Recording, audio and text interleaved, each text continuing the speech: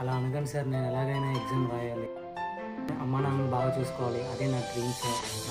నాకు జాబ్ వచ్చాక ఎలాగైనా ఎగ్జామ్ ఫీజు కట్టేస్తాను సార్.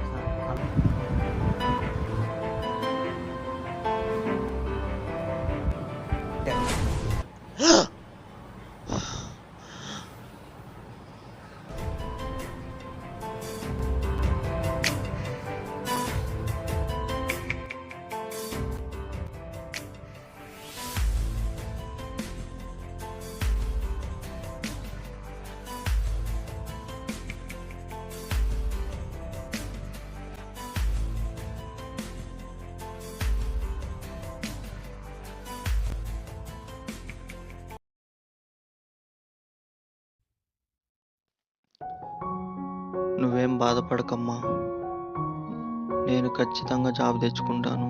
నిన్ను, నాన్నని, చెల్లిని బాగా